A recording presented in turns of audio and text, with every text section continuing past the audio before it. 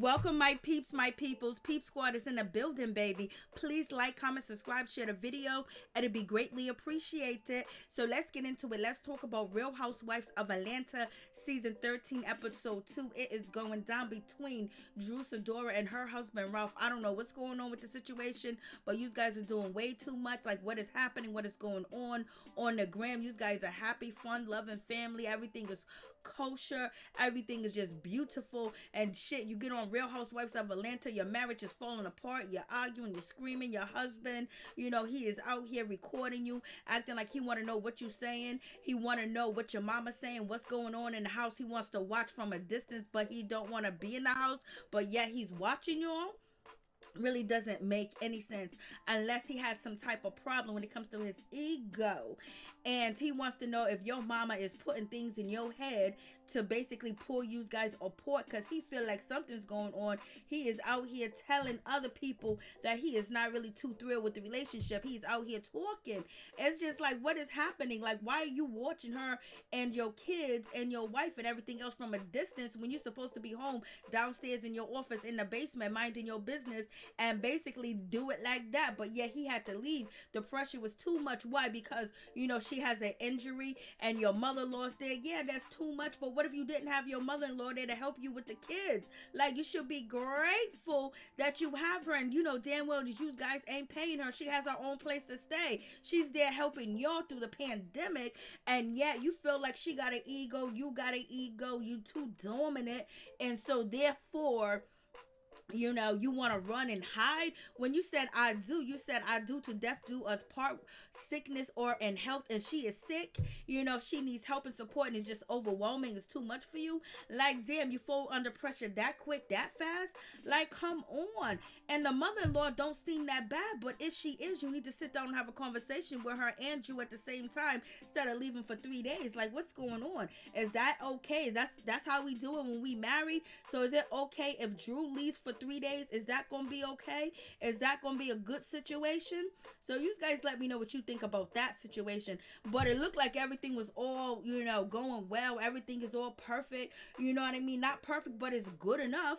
And they're celebrating their anniversary. Everything's supposed to be popping. But there is one thing about the anniversary celebration, is that the mother-in-law, she wanted to jump in and basically say, I want y'all to go to church on Sunday, or Sunday school, or early service for your anniversary. She don't know if they had planned to go somewhere, to take a trip, to just disappear. So how are you gonna make plans for what they should do for their anniversary? That's kind of like overstepping your bounds and doing way too much. But the mother did make a good point, because she said that God kept you guys together for 6 years, so you're gonna need God in your relationship. And yes, that is true.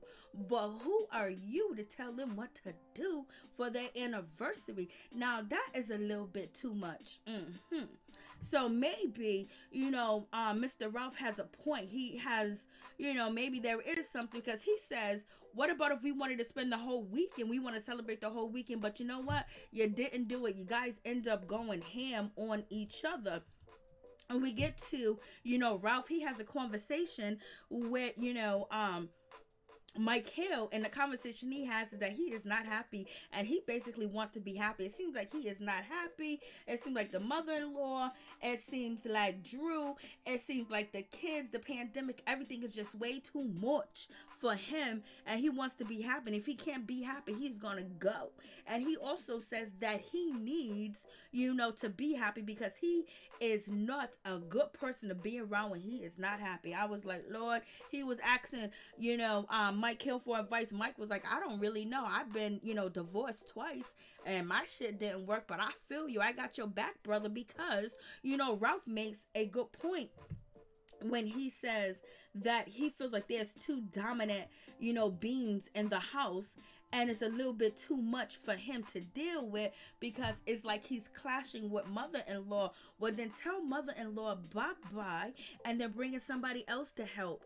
And it'll be probably much more difficult bringing a stranger in. And sometimes you gotta work things out and take a bite out of crime, and just sit back and hold your mule and let your mother-in-law do what she needs to do, because Drew is not always going to be injured, and your mother-in-law is not always going to be there too. And Drew is feeling embarrassed because she's like, damn, we arguing, fighting in front of my mama.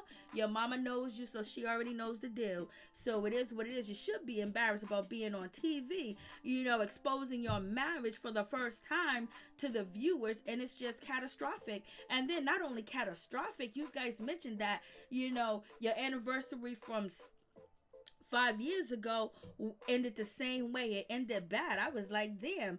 So what's really going on with that situation? It really sounds bad, but it's not something that they cannot work on. They can, they have to compromise. He has to listen to her and she has to listen to him. And he just can't just be running off and bouncing, because if he could do that, then Sidora should be able to run off and bounce just like he does. And why does he feel like he don't need to tell her where he's at?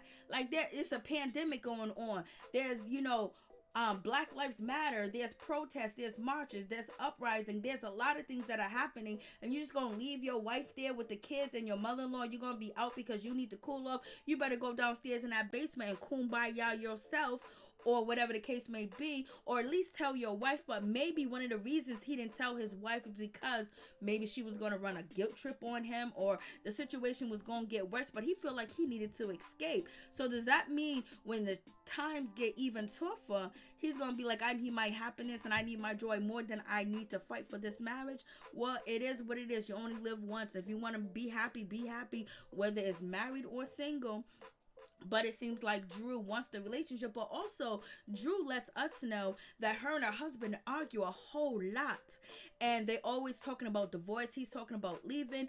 It seems like they got some shit going on, and they're playing, they acting, and they've been rehearsing this role for a long time. But if that's the case, they both seem very unhappy. And what is the situation? You got the kids, you got the house, you got the money. What is the stress that is bothering you? Are you guys not respecting each other, or you're not respecting each other's boundary? Or do you guys just need space, because you do have a lot of small children that do need your attention and need your help, and they're home 24 hours a day now? So maybe that could be the situation, just a lot of stress, and that getaway time, that free time to go get a coffee here or there, or to go sit at the park, or whatever the case is, But when it comes boiled down to the situation, if Mr. Ralph is recording his family and he's watching them, he wants to see what's going on, how they doing it, when they doing it, what the mama's saying, what everybody's saying. Do they miss him? Does he feel like he's being missed? Because he also seems like he's a little depressed. He also seems like he had a really, really tough background, and his pride is all he got. So when he feels like he's disrespected, he's not put on that pedestal, he feels like he is slipping back to that life that he don't no longer want to be. I was like, okay. And it seems like his last name is everything. His manhood is everything, that may have guided him and protect him through. And so therefore he feels like that is being challenged, because now he's a father, he's on TV, he got kids, he got his mother-in-law there. It's a whole lot of going on with that situation, but you will see what happens. But they sit down and they have their dinner, and for their anniversary, and everything's supposed to be kumbaya, but yeah, he wants to talk about how can we make this situation better, and this and that. And Drew is like, I want to make sure we have a 7 years. And he was like, first, let's work on this, let's work on that. And he's talking about, I'm trying to stop the generational curse. I'm trying to create generational wealth. I'm an entrepreneur. I'm trying to do this. And yes, he's in the tech world, so he's good with them cameras. Them cameras could be anywhere, and microphones all over the place, because why does he not trust her, or do he not trust himself, because he's not doing the right thing? And if he's having feelings of stepping out, maybe he thinks she's having feelings of stepping out, and he's not sure whether he want to go or whether he want to stay. So that could be the situation also too. But their conversation that they had at the dinner table, baby, was a little bit too much, and it seems like they cannot get to a resolution or a solution, or actually get down to the nitty gritty of why did you leave in the first place. I don't give a damn. Okay, you left 3 days. Drew's upset. That tell me where you was. Knowing where he was is not going to change the situation. That's the same thing he said. But why did you leave? Why do you feel the need to leave and go away? And she's basically saying that I needed you. If I needed you, I called you, I texted you, you didn't answer, you didn't pick up. He said that's not true, because I did. I made sure everything was okay. Then she agreed that yes, when it came to the house and when it came to the business. You responded. He just did not respond to any relationship questions as far as, his feelings and their marriage, which, is all childish in itself, but this is where we at today. So you have that situation. You would think he would sit her down and talk to her. Hey, listen, the same conversation that he had with Mike Hill, why isn't he having that conversation with her? Or did he have that conversation with her? Because basically he's telling her that the way that you act, the way that you treat me, you ain't gonna never find nobody. So he's also using, psychology on her and telling her you ain't gonna find nobody as good as me. You ain't gonna be as happy. Your relationships are going to fail if you keep doing what you're doing. So is he trying to get her helpful advice, or he's just saying I'm done? But this is TV, and she's an actress. So, and he's gonna go along with the flow. It's a pandemic, and so basically, Drew really wants to know where he was. He goes, "I was in Tampa. I wanted to go to the beaches, the ocean. I wanted to do this. Maybe he wanted to chase the river and the waterfalls. Who knows?"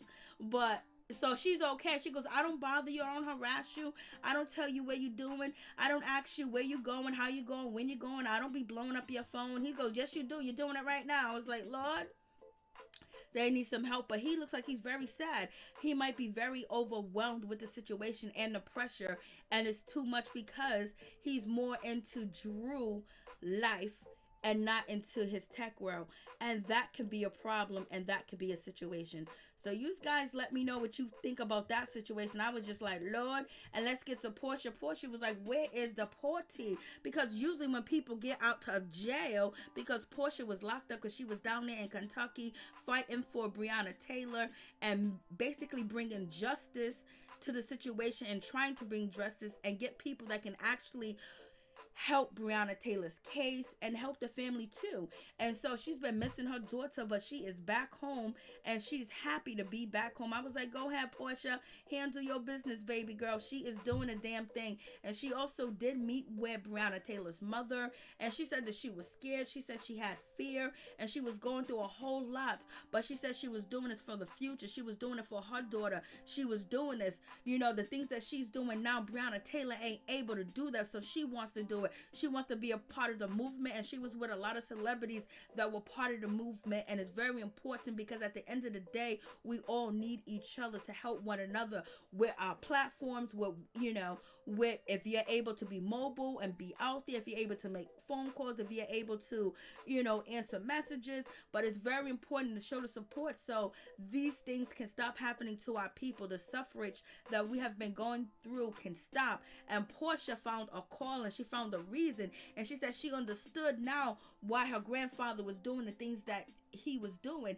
And when she was little, she came in contact with racism and people being very mean and harmful and prejudiced towards her and her father when they were out there trying to do the work of the God and the work of the people.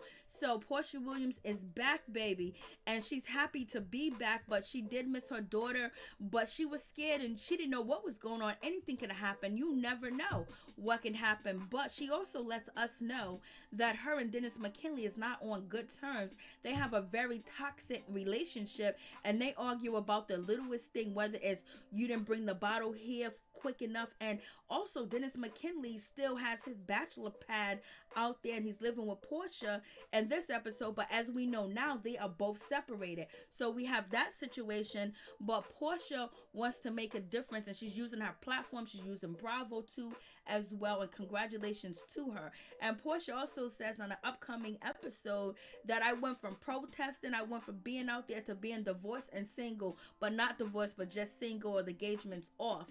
And Dennis McKinley was with her, so in that time of what was going on, you would think that things were working itself out, but and they was being supportive of each other, and they were out here. Dennis was traveling around, opening up restaurants in a pandemic, employing people. They was bailing people out of jail. They was doing the right thing, but it seems like their relationship is not on the right track. You guys tell me what you think. Please like the video.